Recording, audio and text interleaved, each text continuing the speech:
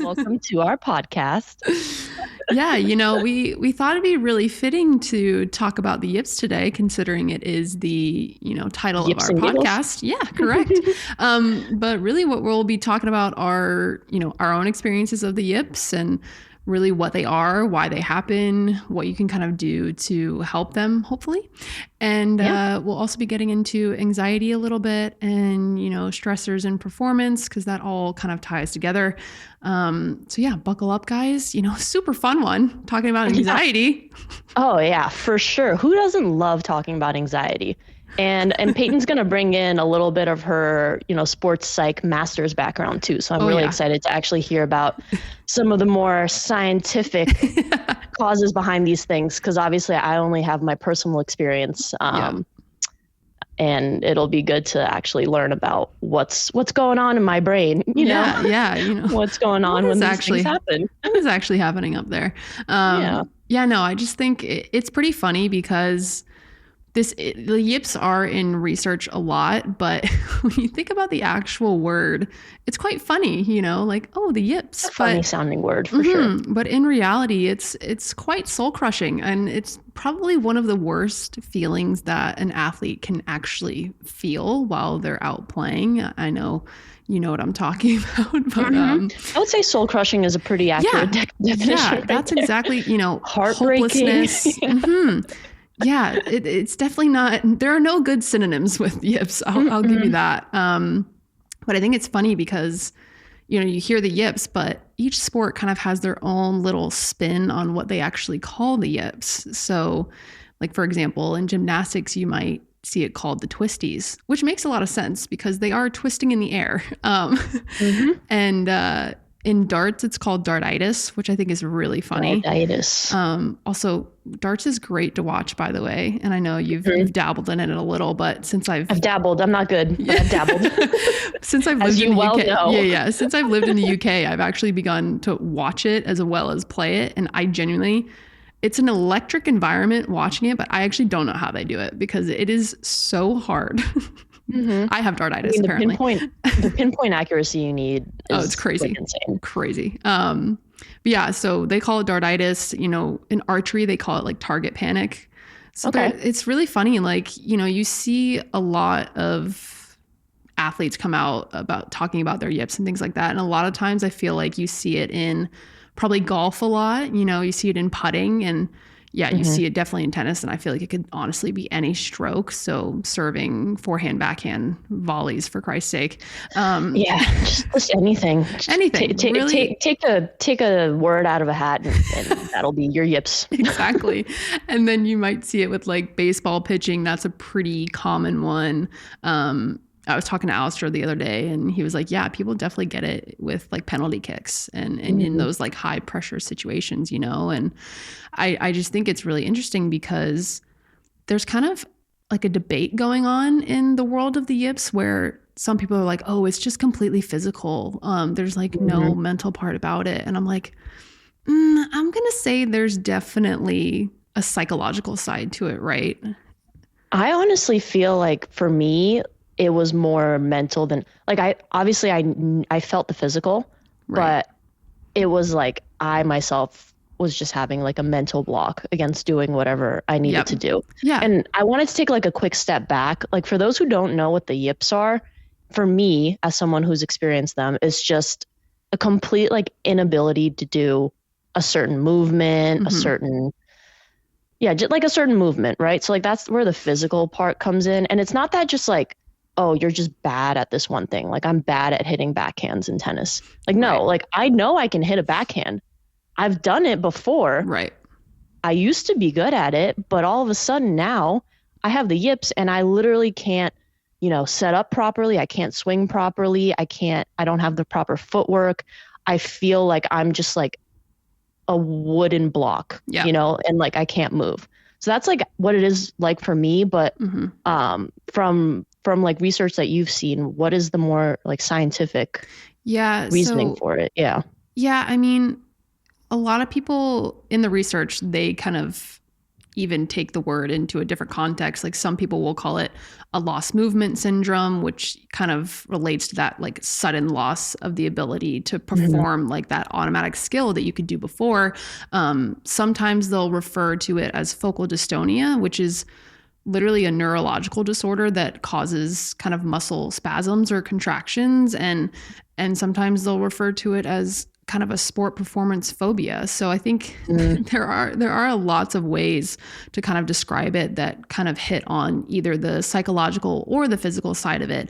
But now they're actually kind of recommending the general term of performance block, which I think kind of makes sense. And kind of what you talked about is you really do feel like it is a block in your system and that you kind of just like can't get away from. And the funny part is that, you know, it's supposed to be temporary. Like in the actual definition, it's like the temporary loss of that fine motor control or even that gross motor control. And it's combined with that kind of debilitating anxiety. And so I think it is quite funny because I would say that, you know, the yips that we experienced was really not that temporary. I think I went through my yips for like 5 straight years.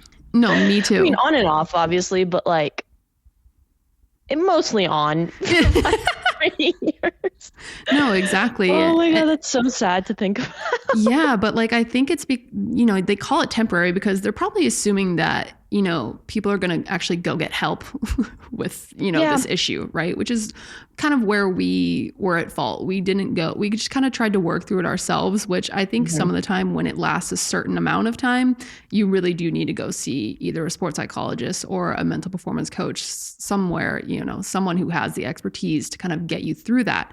And, you know, we've talked about this before, but there is really a difference between general just nervousness versus the yips, you know? So I think when you have nerves, sometimes you actually need that to kind of get ready for the match. You need to, you know, get that adrenaline, get ready and, you know, be able to react and adapt to situations and matches. Whereas, you know, with the yips, it's just like, it's total hopelessness. You know what I mean? And it's just so hard to work through.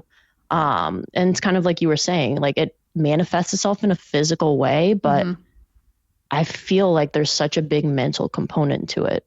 Yeah. I mean, there really is when, you know, people have not really figured out really a definitive answer as to what causes it, which that's pretty much anything in the world. It's not going to be 100%, but, you know, a lot of the research talks about how perfectionism really kind of heightens the, you know, possibility of you actually getting the yips.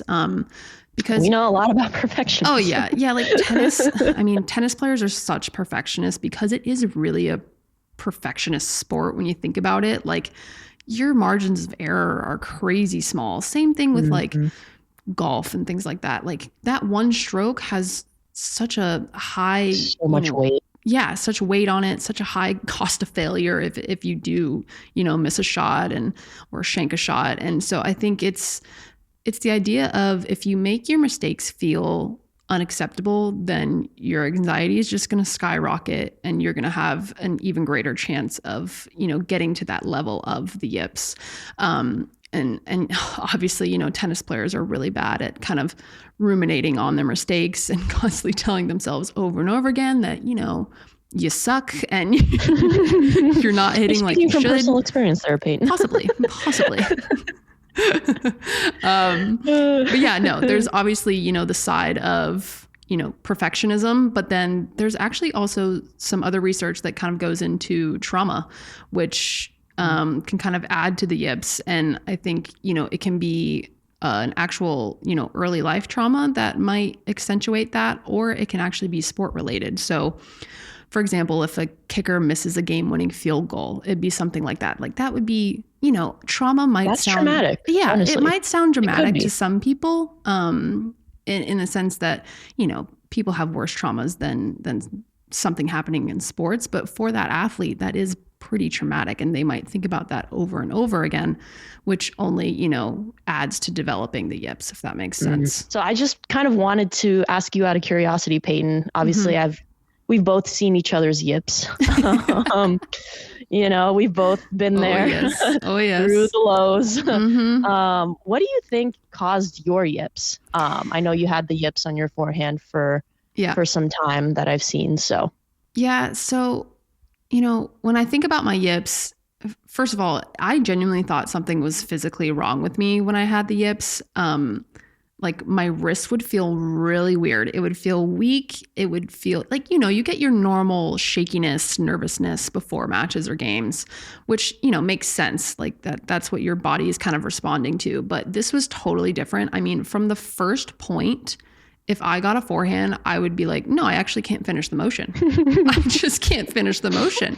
Like my arm is no longer there. Yeah, I'm pretty sure I would like hit the ball on my side of the court before it would hit the net. It got that bad. Like I almost went to like a doctor for it, which is pretty sad. But so I kind of describe my yips as the opposite of a flow state. And when I say flow state, we talk about this in performance psychology quite often, but basically I would describe a flow state as you're going out there, the court feels so big, you feel like you have so much room to hit the ball, you feel like you're almost like connected to your racket and it's almost like a part of you and you don't even have to think about anything. Like you're not thinking, oh my God, I have to hit this forehand. You're just hitting the ball. You're like, it's the best feeling ever. Best feeling ever. I could probably count on my hand how many times I've actually felt flow. Yeah, it's very rare. It's very rare. But so basically what I'm trying to get at is I would say there's kind of two extremes. You have flow state, which is the best feeling ever. And then you have the yips, which again is kind of that just absolutely soul crushing anxiety and, physical manifestation of your anxiety. So I think that's kind of what I was feeling. And in juniors, I had a great coach and I'm not, putting him down in any way, but I think part of it was I would kind of get berated if I missed forehands because I did miss forehands often, but like, for example, I remember a time I was doing a private lesson with my coach and, of course we were working on forehands and he was just feeding me and I had probably missed my sixth forehand in the bottom of the net.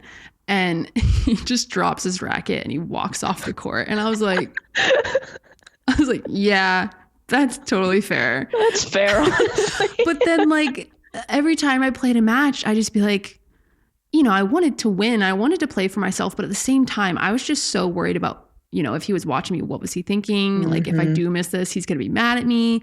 So I think like parents too can affect that. Yeah. Parents, coaches, anyone, spectators. Anyone can really affect that. And so I think that's kind of what happened in juniors, but then, it's kind of on and off in juniors. It wasn't super, super debilitating. But then I got to university and I just felt like it got way worse. And I do think it was because I had a little bit of a traumatic experience my freshman year with getting cut from the lineup. And, we'll get into that in a different episode. That's not for this one, but it felt traumatic at the time, which now I'm like, okay, Peyton, that was a bit dramatic. But I think when that happened, my perfectionism just skyrocketed. And so basically every time I did get the chance to play, I was like, okay, well, I have to be perfect or I'm out of the lineup again, basically. It's do or die. Yeah, exactly. And so I would tell myself that from the very beginning of the match and it would just totally kill me. And so it just led to a bunch of mind reading and trying to tell the future. And I was like, well, my teammates aren't going to, be able to rely on me. I can't trust myself. And so it kind of just got worse from there. And yeah, I feel like it was honestly on and off, but mostly on for the yips for about 4 years, basically. So what about you? For me, the yips kind of just like, not like came out of nowhere, but they just kind of like started manifesting. Like I can't really pinpoint a specific thing. I think like, you're always trying to make some technical tweaks to make certain strokes in tennis better. Maybe I just started overthinking those, or there were too many at one time, and my muscle memory started getting confused, right? Because a lot of, especially like once you're past the younger years of playing a sport, a lot of it does become muscle memory, and I feel like it becomes harder to change technical things. Right. when you're older. So maybe trying to make like those technical tweaks when I was older just really like confused my mind. And because it didn't work immediately, right? Because you always want something to work immediately, and that's just not the reality of how things actually work. I think that's a little bit of perfectionism coming in there, Anya, if I'm being completely honest. Yeah, I did have a lot of perfectionist tendencies, like a lot of them. I would say I was a little bit like overly focused on certain things. Yeah. And if it wasn't perfect, it was like the end of the world. But anyways, we can talk about that later. Like constantly just thinking of the what ifs, right? Like, oh my God, like if I lose this point, like, and I lose the set, I lose this match, like this is going to be the worst thing ever. Like, what are my coaches going to think of me? What are my parents going to think of me? What are my friends going to think of me? What's going to happen if I don't, like, even if I win this match, like if I don't play perfectly, like I'm going to feel like a failure because like I need to play a lot better. And so, yeah, I think that my overthinking tendencies definitely helped manifest my yips on my backhand. Because guys, like in the juniors, maybe from like the ages of like, I don't know, 13 to 15, my backhand was the bomb. Like it was and like for those who like have seen me play tennis in college, like you would actually be like shocked to hear that, because my backhand was like actually so atrocious at some points. Like, and again, like I was such an overthinker that, like, for example, before our matches in college, I would have our assistant coach, Andy, after we went through like the entire warm up, just like stand there and like feed me backhands, because I was trying to find something and I was convinced like, no, just like this one more ball and I'm going to like figure out how to fix my backhand. I'm going to figure it out. I just need more. And Andy would be like, dude, you got to stop. I vividly remember this. I actually just saw a post from one of Sabalenka's coaches, I believe, and they were talking about how, you know, how she had made it so far in so many Grand Slams, but she had that, you know, time period where she couldn't actually win the Grand Slam, and, you know, she'd make it to the finals and she'd end up losing. And then she also had the yips on her serve pretty bad. She had the yips very badly. And then it was funny. The coach was basically just talking about how she finally realized that it was all mental.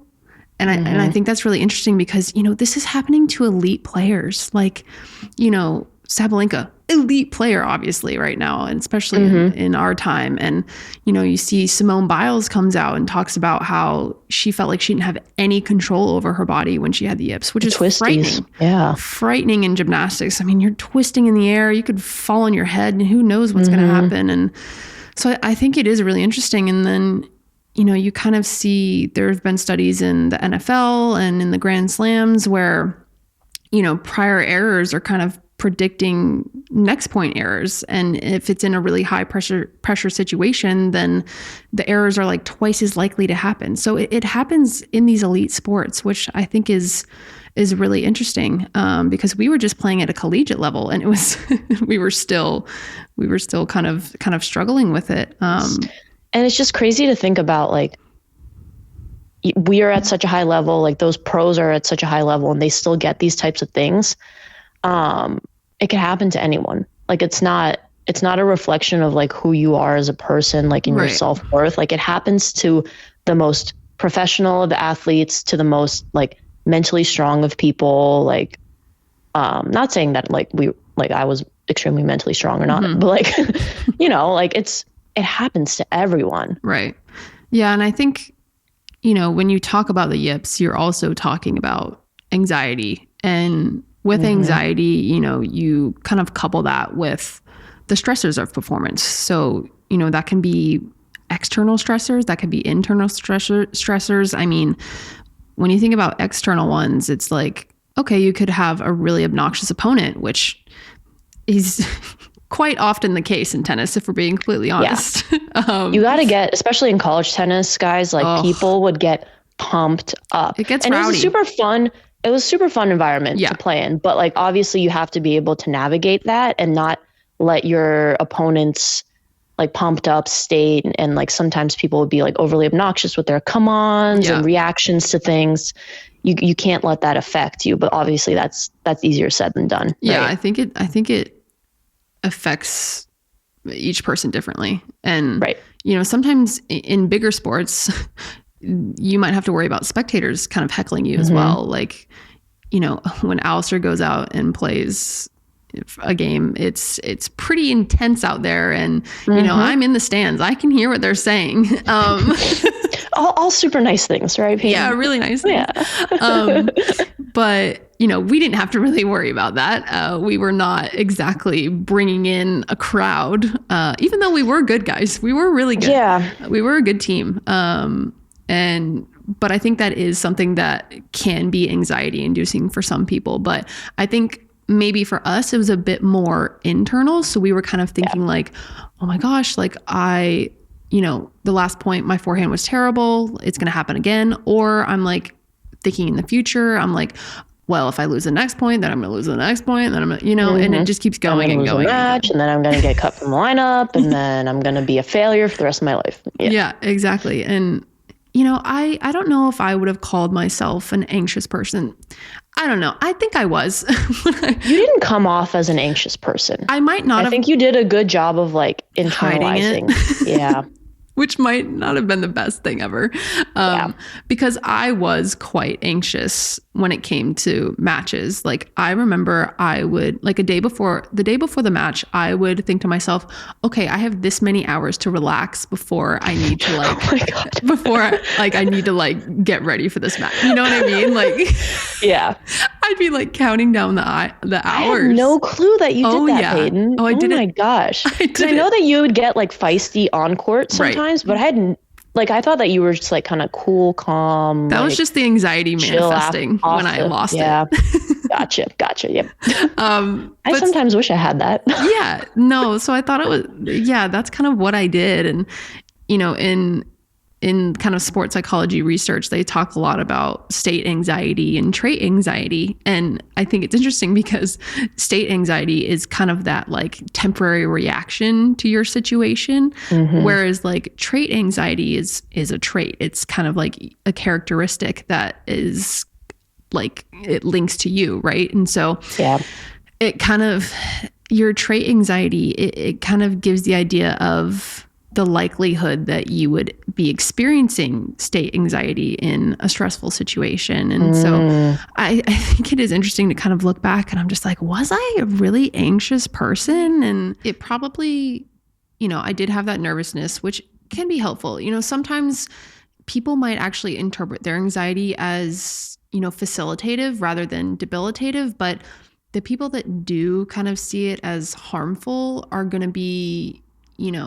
they're going to have a tendency to avoid things rather than have those kind of approach-oriented kind of ideas. And so I think it's funny, like avoidance is technically a coping strategy, but I don't necessarily think it's a good one depending on the situation. Maybe sometimes it can be helpful, but for me, if you're trying to avoid hitting a forehand, that might not work out. It didn't. I'm laughing. It didn't work out. I've seen Peyton like if you know what a tennis court looks like, there's like two doubles alleys, and there's like the middle of the court where you play singles, and it's like it's very common for tennis players to run around their backhands, hit forehands, and thankfully that's like what I did because my yips were on my backhand. I saw Peyton running around forehands, hit backhands, but not only that, I saw her a couple of times, maybe once or twice, like fully almost in the right doubles alley, hitting a backhand. Doing that at the college level is crazy. Which is like, and it would work out, but it's just like a very funny sight, and it just shows like how you were using avoidance as a coping strategy. Yeah. And, if you do try to avoid that, you might actually hurt yourself. Like you might hit it like I got so timid in my shot that, I could be changing the mechanics of my swing, and I could, inadvertently be hurting my shoulder, hurting my wrist, my elbow, doing that, so it can be kind of dangerous physically as well, in addition to the total mental breakdown that you have. And, it's interesting because, when you have anxiety, that leads to just more worrying. And a lot of people talk about how when you do worry so much and when you're so busy just focused on the wrong things that you just can't focus, and it actually kind of disrupts your info processing. So I think that's really interesting. And it's just those negative thoughts are absolutely consuming you. So you don't have the ability to focus on the things that you need to be focusing on. And then your performance efficiency is just decreasing that entire time. And so, when you have anxiety, it's impairing that inhibition. So that that ability to actually avoid distractions, you don't have that ability because, again, you're too busy focusing on the wrong things. And then it also actually impairs your ability.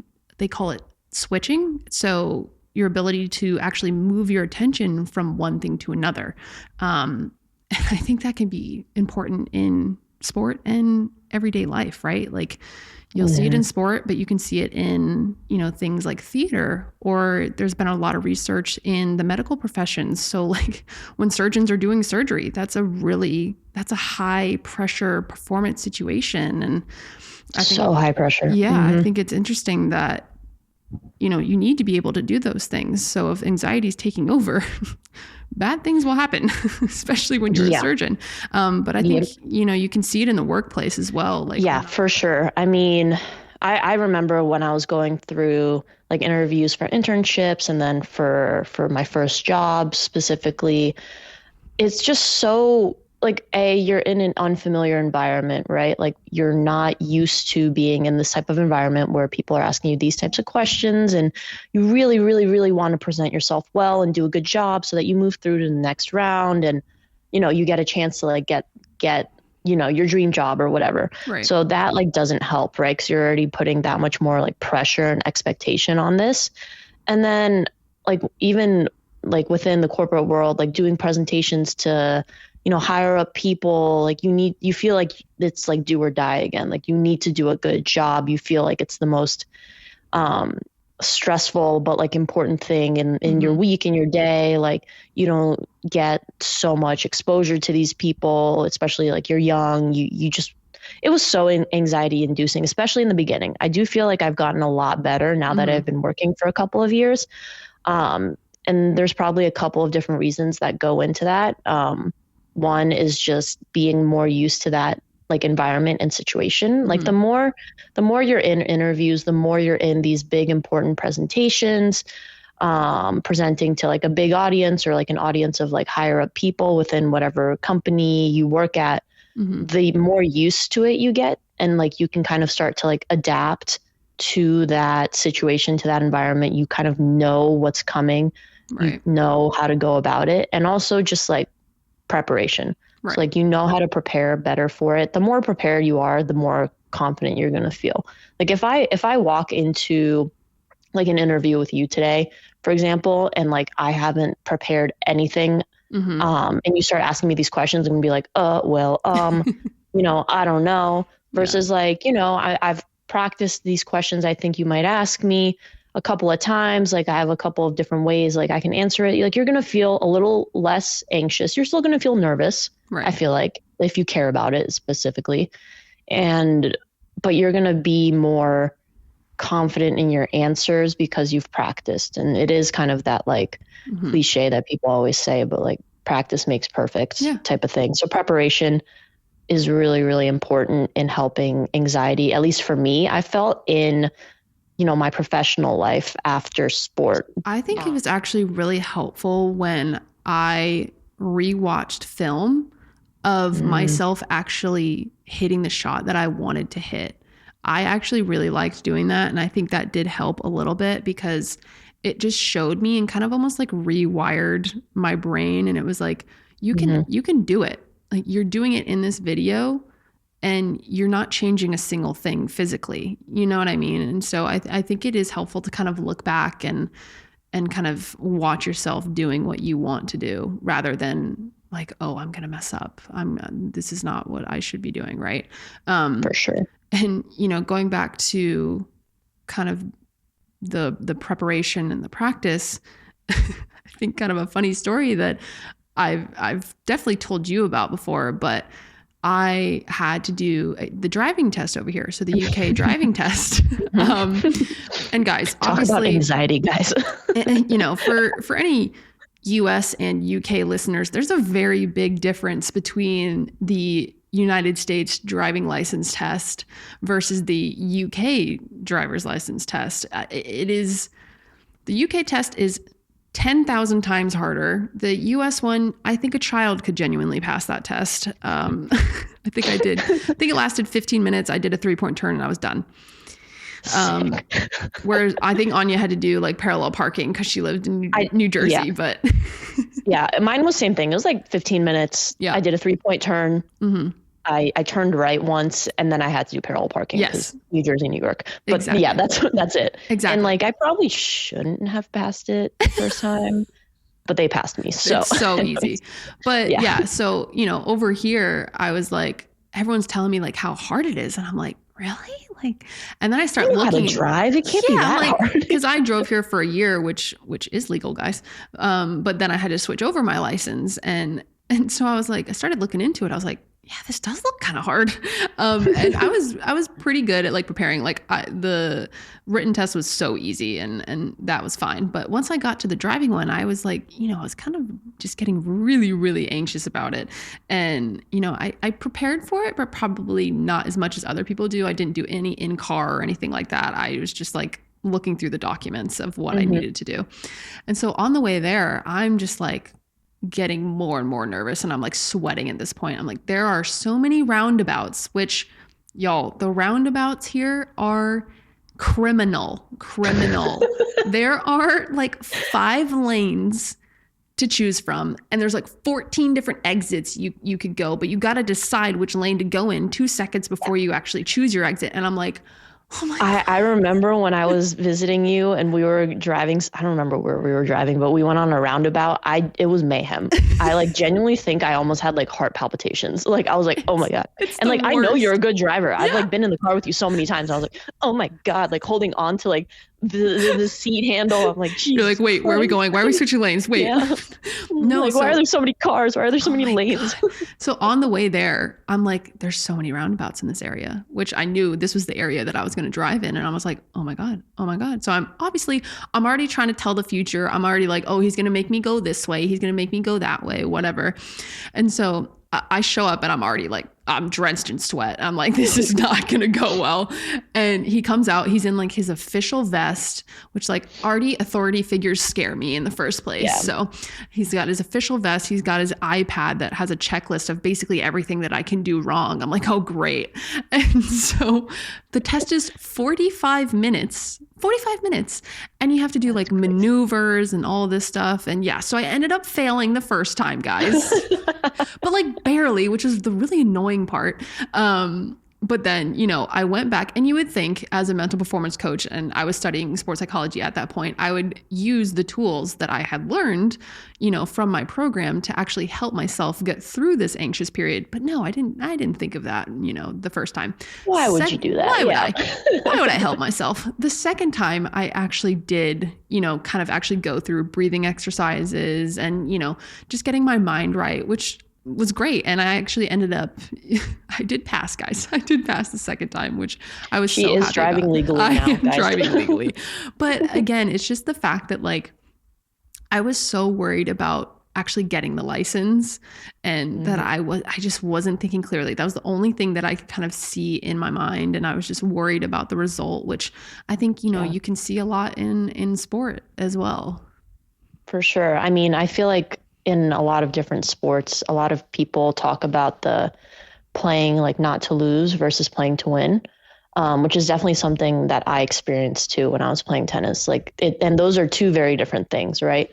Like when you're playing not to lose, it's playing in fear of what could possibly happen in the result, versus playing to win is doing the right things to put yourself in the best position to be able to have a positive outcome, right? And so I think those are two very different approaches that people can take no matter what the sport is.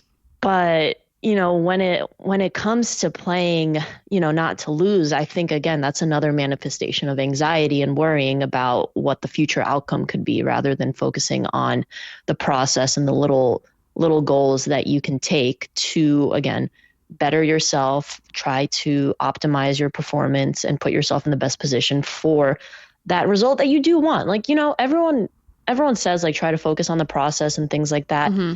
But, it is hard to not think about the result that you want. Right. Especially once you get to like a certain level of competition, whether it be soccer, hockey, football, tennis, golf, etc.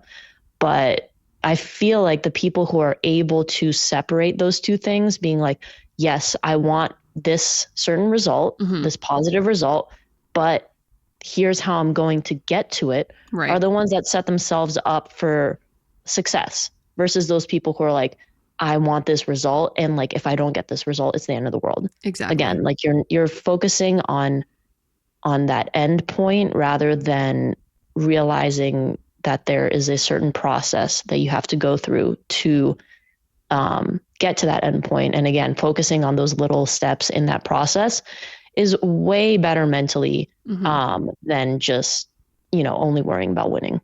Yeah. Like you can have outcome goals. That's totally fine. And that's totally necessary as an athlete or, just a person in general. But yeah, it is really about kind of having the little goals, having the process goals. Again, you can have both, but you need to have the process goals because, what it kind of boils down to is your motivation, which, kind of lies on a spectrum. And so we'll kind of get into this in a deeper into a different episode, but really there is kind of a spectrum of motivation, and kind of the two extremes are intrinsic motivation and extrinsic motivation. And so when you think of intrinsic motivation, that's generally just satisfaction of doing something or, the fun of it, mastering something.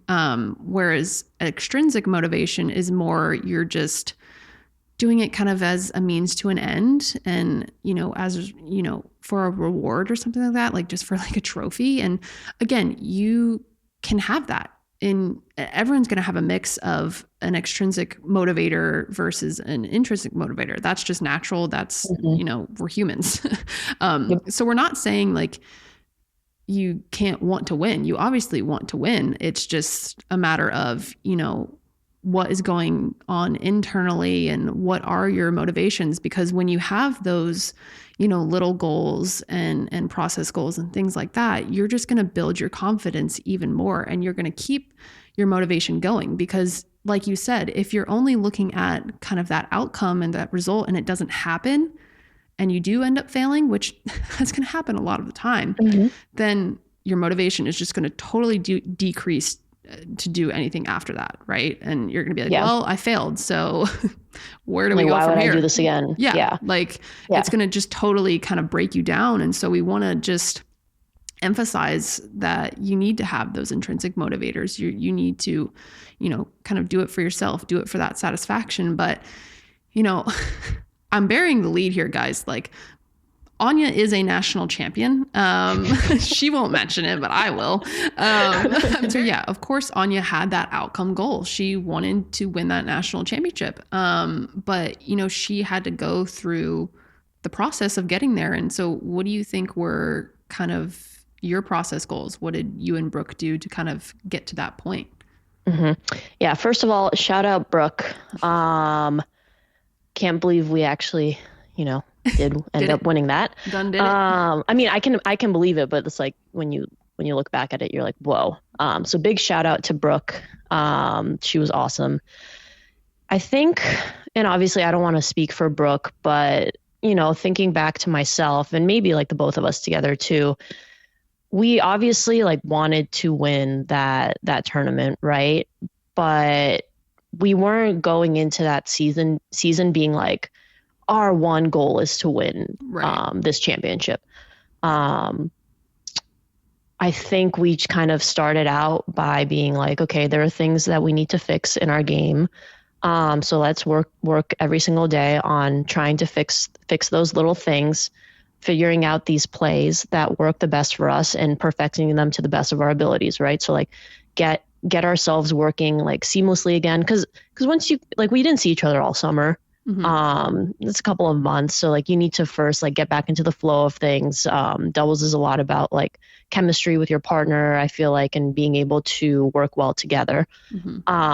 So trying to, first of all, like just work on those things that we needed to work on, and then work on the strategies that we thought would help put us in the best position to be able to, first of all, just, get games on the board, right? So like tennis, it goes by points. You win a certain amount of points, you win a game, and then you win a certain amount of games, and you win a set, for those who don't know. So like just putting those points and those games on the board, right? That builds up to eventually you win the set or you win the match. So I think we were just kind of working like point by point, strategy by strategy like that. And then once we get to those bigger, or even not the bigger tournaments, but just the tournaments where there's a higher level of competition, you put the goal of like, okay, no matter who we play, like we want to play like the best team here and we want to beat them, right? It's not like we want to win this tournament. We just want to win this match, right? Like we want to win this set. We want to win this match. You're not we want looking to ahead. execute. It's more right now in the present, what's happening. Yeah. And like, as we continue to build our confidence together by executing those strategies that we had practiced and like sticking to our game plan or being able to adapt if we need to adapt, like you start to see like the results build up. And I feel like that's what we saw. Like, again, like we didn't have like, I think the the one or two tournaments before the one, like the All-Americans that we won, we didn't win those tournaments, I don't think, but like, we like lost a couple of matches where we like maybe shouldn't have lost, but we were still working on the things that we needed to work on and developing those strategies and those plays. And it just kind of like became a positive snowball effect of like, okay, we get to All-Americans, our first two rounds are probably like tough, like not the best, but like we pull those through, like we're getting better as the tournament goes on. And all of a sudden you find yourself in the finals. And then that's where you're like, oh my God, I'm in the finals. Yeah, we can win this tournament. And that starts to affect you negatively because you start thinking about that outcome. Right. So I feel like for me personally, again, I can't speak for Brooke, but I feel like going into that last match, I was thinking a little bit too much about, oh my God, like we could be like national champions here. That's hard. Like that's hard to not think like that. Like you're like, oh my God, we've actually gone this far and we're so close and we're going to be national champions if we win this. That's crazy. So like, I wouldn't say like we played bad by any means. Like the team we were playing against was so good, but I feel like I was thinking too much about like the outcome rather than just like focusing on the present, especially in the beginning. So like we went down like really, really badly. Y'all, I was watching this match and I was like, oh, they're done. Like they're done. But then you guys saved like 12 match points. Okay, well, I was like exaggerating, but yeah, we like somehow ended up like coming back because I think at that point we were like, well, we're gonna lose anyway, so let's just like try to like shore up our plays and things like that. And all of a sudden you find yourself back in the match and then at a stage where you can win. So yeah, that was like a really, really cool moment, like probably the best moment of my career. When we ended up winning it, because we stopped focusing on the outcome. Right. Because we thought that the outcome was already set at that point. We were like, yeah, we're going to lose. Right. Yeah. Like if you had started at the beginning, just like, okay, let's go point by point. Like we can only control this game rather than like the end result of what was going to happen. It might have played out differently, but I mean, you guys did end up coming back, which was great. But at the end of the day, you probably could have saved yourself a little bit of stress. Yeah, for sure. But like, again, like looking back at that year, and obviously like Brooke and I, like we've had our ups and downs like throughout that season, like throughout like the entire time we've been playing together. But I think like something that's really helped ground us was, and like a lot of the help for that like came from our coaches too, was just like focusing on like the little things every single day versus being like, oh, you're playing the number one team in the country this weekend. Like we have to win. It's like, no, how are we going to do that? Right. How are we going to execute these plays? What is our strategy? Like, let's just focus on, holding both our serves today. Exactly. That's going to put us in the best position to win. How are we going to hold our serves versus just being like, yeah, we got to win this match. And it's just like focusing on that big thing at the end versus the small process steps of like, okay, we held Brooke's serve. That's a win. Okay, next time I serve, we held my serve. That's a small win. And it like helps you feel more positive, right? Exactly. And like build up towards that point where you're like, okay, wait, shoot, like we can actually, perform well versus again, just like going out there and be like, oh my God, we lost a point. Like, we're not going to win this match ever again type of thing. Yeah. So Snowballing effect. And again, I'm not saying we did that perfectly all the time, Right. but I think that's something we tried to focus on. Yeah, no, I think, hearing that, you guys kind of took a very practical approach to it, right? Like you kind of set those goals. You were focusing on the controllables, which is great. And the process. And I think it, when it comes to actually helping anxiety and helping the yips, it's going to really depend on that person's personality. So yeah, you guys took a practical approach, but some people might like doing, more mindfulness techniques. They might like to try, diaphragmatic breathing or, body scans, which we'll definitely get into in a different episode. And kind of, I'll even talk you guys through some mindfulness exercises that I like to use with players. So I think it really depends on the person. I think I'd be more practical. At the end of the day, that's what I thought, when I was playing. But now I kind of look back, I'm like, I should have probably tried those breathing exercises. See, I think I did try like the breathing before and all those things, but I was probably doing it wrong. So like it didn't help me. I didn't understand how to properly do it to try to help calm my anxiety and things like that. But on the flip side, I focused more because I felt that the mindfulness and the breathing didn't help me. So I tried to focus more on the goal setting, which definitely helped me. So it's different per person. It's different at different stages in your whatever athletic career and your personal life. Like this doesn't obviously just work for athletics. It works for anything, professional, personal, whatever. Which is what I like about performance psychology and sports psychology. Like you can really take it into different avenues and you can just use it as a person. You don't really have to even be competing for anything, But one thing I did want to mention for any like players listening, I wanted to give you guys kind of a little bit of like a technique that you can just put into your everyday practice that might actually help you if you are experiencing anxiety or the yips. And that is gaze training, or some people call it quiet eye training. It's really easy. It's really simple. It's simple to do. You don't really need to go to like a sports psychologist, like an hour every day to kind of work through it. You can really just do it yourself after I kind of explain it. And so really what it comes from is when performers are anxious, they spend more time kind of fixating on the outside world and kind of what's going on around them. And you know what I'm talking about. Laughing. I'm laughing because I was like notoriously bad for doing this. Me too. And like the thing with me was I think, and you would agree, but like a lot of people said that I was like a relatively calm person on court. Like I looked calm on the outside. You were. And I probably was a little too calm. You were like I needed stoic. A little more of that fire. But I think it was because I was internalizing all of my anxiety and inner thoughts and things like that. And so one of the ways that it would manifest it, now that you mention this, it makes so much sense, was I'd be looking at the coach. I'd be looking at you on the court next to me. I'd be looking at the spectators. I'd look over at the scoreboard. I'd look over at what's happening in the parking lot. Anything but keeping my attention focused on the court, I would do. Yep. So you're saying that that's kind of like a manifestation of my anxiety. Interesting. Yeah, 100%. Like there have been so many studies where it's like you will have more kind of random search is what they called it when you're in those anxious situations, when you're feeling that anxiety. And I was the same way, like scoreboard watching. 100%. I was coming up with like scenarios. I was like, well, if court 4 wins and court 2 loses, but if court 5 loses, then this is what happens and I'm going to need to win. But if not, then it doesn't really matter. It's just like your brain just is like next thing you know, you've already lost the next 4 points. You're like, oh wait, like I should probably pay attention to the point. But yeah, no, I watched my coach all the time. I watched my dad all the time. Even like, this is so funny, but I would go to my brother's middle school basketball games, like during university. And if I ever caught him looking in the crowd or looking at my dad, looking at me even, I was like, turn around, right? Look at the court.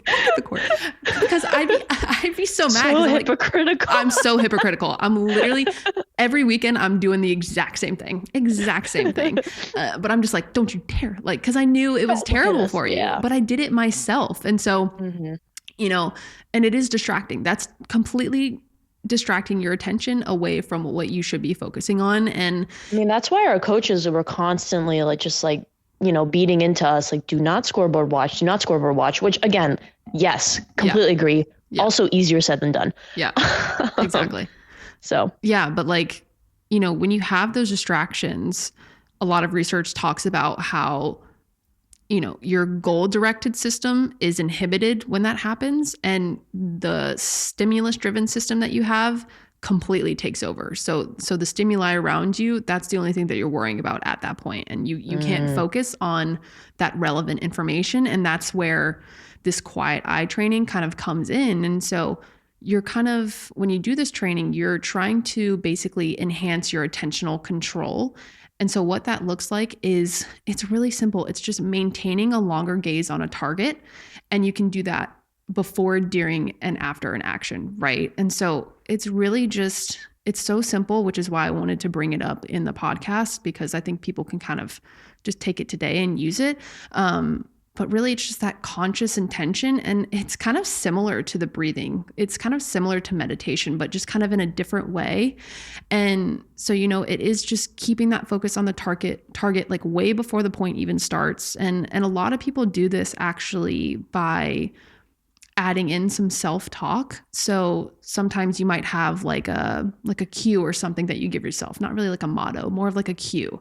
So it'd be like, okay, focus on the target, or like just focus. Like, and I think you were pretty big with, using your strings, looking at your strings in between points. So I would try to just look at my strings in between points to prevent myself from doing what I just talked about, which was looking anywhere but the court and the ball and my opponent. Yeah. And I do think that, like, once I started doing this, looking down at my strings in between points, like walking over to my towel and just kind of standing there, it really did help just clear my mind almost. Yeah. And which was, again, like way better than just having all these like different directions of thought that I would have if I was just so distracted. Right. Yeah. And I would just like calm myself down, because looking at your strings, I don't know why, like it just helped calm myself down, like take me into the present more. And that way I could try to be more focused on what I needed to do for the next point.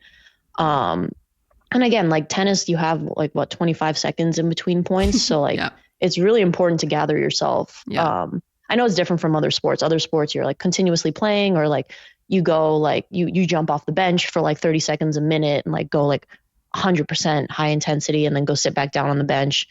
But with tennis, it's all you out there. So you just have to gather yourself every single time after every single point. So once I started doing that strings thing, like I felt like it really just helped me block out irrelevant information and try to just like calm myself down and focus on what needed to be done. Yeah. It is kind of that mind-body connection with this idea of the gaze training. Like once you have a clear mind, then your nervous system is going to calm down. And that's just kind of a good after effect of that. But yeah, so the whole idea of the quiet eye training is, focus on a target before, during, and after, and make sure that you're using this so you aren't displaying that random search, right? You're not looking outside the court. You're almost keeping that tunnel vision. You're staying focused. You're staying present. And I think that can help a lot of people. Yeah. And so I think, with this gaze training, it's kind of showing athletes that, how they can actually direct their focus and keeping it on what they can control and keeping it on that target. And so once they do that, all of their mental resources are going towards that, and it's not going towards your negative thoughts or what's going on around you or what might go wrong, trying to tell the future, which I think we're both guilty of doing for sure. But, I mean, with the amount I try to tell the future, I should have become a fortune teller. Like, jeez. I agree. Me too. I wish. Anyways. But yeah, so I think that's great for players to try out. It'll take some practice, obviously, but if there are any coaches listening, I think there's also a lot of ways that you guys can actually kind of help out your players when it comes to, getting ready for those anxious pressure situations, right? And so a lot of people will do adversity training, which is basically, helping you prepare for coping with those distractions, the pressure, the environment. And basically what you want to do is you want to practice in kind of representative conditions of what your match is going to look like, what your game is going to look like. And It's so almost like a simulation. yeah, simulating exactly. that environment. Okay. Like basically doing like VR, but for like practice, you know what I mean? Yeah. Like you might mirror specific rules that you have in games, or, you know, you might have a certain schedule that you follow and timings. And it's kind of just like simulating those specific factors of the matches or the games. And that can actually help performance in the future under stressful situations. Mm-hmm. So like, for example, football teams might, you know, use loudspeakers during practice. So it kind of simulates the actual game environment and noise level. Yeah. And having to communicate, you know, during the game when it's just so many things going on. In soccer, you know, you might have your team go through the entire, you know, process of penalty kicks. So lining up as a full team and then, you know, having to come up, take the penalty, walk away, line up again. So it's very, you know, it's almost like a routine basically, and going through the motion of that. But it can really help in future situations because you've done it in practice. So, you know, it's not going to be 100% the same, but it's going to at least get you a little bit closer to that match feeling. For sure, yeah. Like you can never 100% simulate that exact same environment that you're going to have in competition, right? But the closer you can get, the more, again, preparation, the more prepared you will feel, the most likely the better you will handle these pressure situations. Yeah. And so is this something similar to, do you remember when we used to, our coaches used to make us like hit like 30-second serves in a row, like rotating people around? Yes. That makes sense, because I remember like my level of stress when I was doing that was through the roof. Because, and it's not like we would even get like a quote unquote like punishment if we missed. We just have to start over again until we hit 30 in a row. We didn't even have to like run or anything. Like we didn't have to do like suicides. It was literally just you just didn't want to be the person that would mess up for your team. You didn't want to be the one. Oh, that's be the one. That makes sense. Yeah. And I do feel like that really helped. We did that with like overheads too. And yeah. For sure. Like, and even when we did games where you'd play a set and the server would start down love 30 or something like that automatically. Yeah. So yeah, it's just kind of those situations where you're just heightening that stress a little bit during practice, but you know, doing that over and over again can really, really help you get ready for those situations. But yeah, so I think that for coaches, that's something that you can kind of implement into your practice, and it's going to be different for every sport. But, you know, I think in general, when you think of anxiety and the yips, like it's okay to have anxiety. That is a human emotion. You gotta give yourself some grace. Like let yourself have those nerves, accept those feelings, but like be aware of your feelings. Like be aware if it is getting to a level where you think you might need to go see somebody, right? That's what I was going to say. Like, it's okay to have anxiety, but if it gets too much, like it is okay to accept help and go ask for help too. Like I feel like it's gotten better within the past few years, but I feel like especially within athletics, there used to be this whole stigma of like, well, I can't be anxious. Like I can't tell anyone I'm going through, you know, I'm having a hard time dealing with XYZ situation. It is okay. And it's actually like much better for you if you go talk to a professional, or even just like, I don't know, a coach, a friend. Like just take that first step if you need help. Yeah, I think that's probably one of the biggest messages of our podcast. Like just go get help, go use those sports psychologists, go use those mental performance coaches. And at the end of the day, it's not going to hurt you ever. It's going to help you. And that's what we kind of want to get across with these episodes. But yeah, I think, you know, we really enjoyed this episode with even with talking about some pretty difficult topics, but I'm excited. So I'm excited with our first episode being done, and we hope you'll join us again next week. Yeah, this was so fun. Thanks, Peyton, for chatting with me, and see you all next week.